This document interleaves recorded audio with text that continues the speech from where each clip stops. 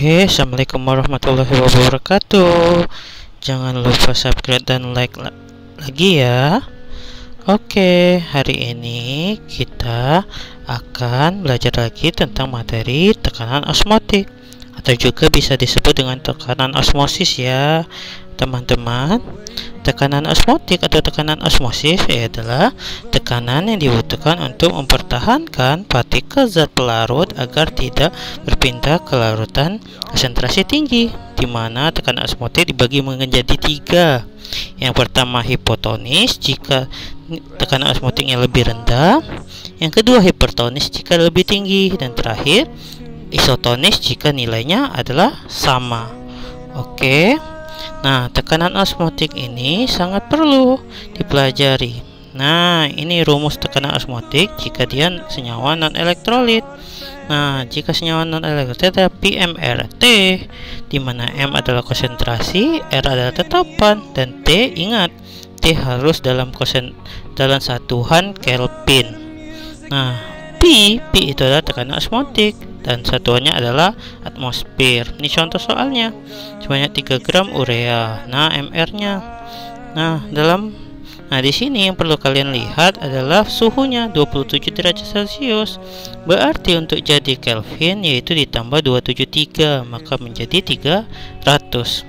Oke, masukin MRT.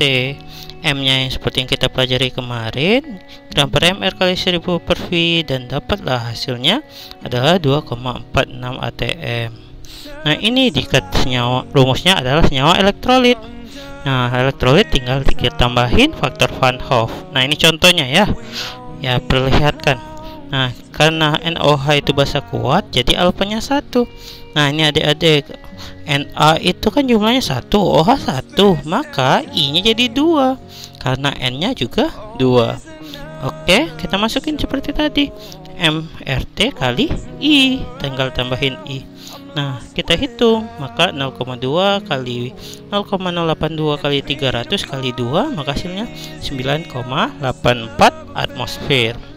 Oke, adik-adik semuanya, apakah ente ingin tanyakan? Nah, ini perlu dipahami ya.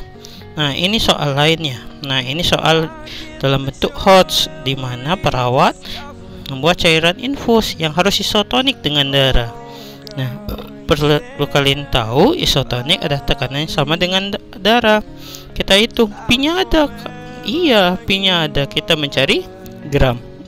Kita masukin P sama dengan N per V kali R kali T kali I, di mana N yang kita cari dapat 0,15 mol. Kita masukin gram sama dengan N kali mR, maka dapatlah nilainya adalah 8,775, atau bisa dibulatkan menjadi 8,80 gram. Jadi untuk membuat larutan infusnya kita perlu memasukin garam atau NaCl sebanyak 8,8 gram. Oke, ini perlu diperhatikan ya, ini sering masuk untuk soal UTBK.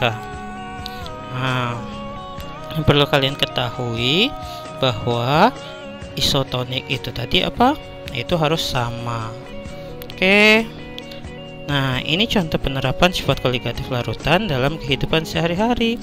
Yang pertama tekanan uap. Nah, itu ada tingginya kadar, kelembutan kolam renang apung, dan sebagainya. Dan di kenaikan titik didih ada penyaringan minyak bumi, penyulingan gula, dan sebagainya. Oke. Nah, ini juga sering masuk.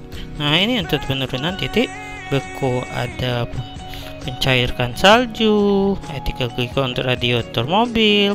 Sedangkan untuk osmotik adalah naiknya air tanah dan sebagainya. Oke, yang ini perlu dicatat ya. Oke, terima kasih. Wassalamualaikum warahmatullahi wabarakatuh.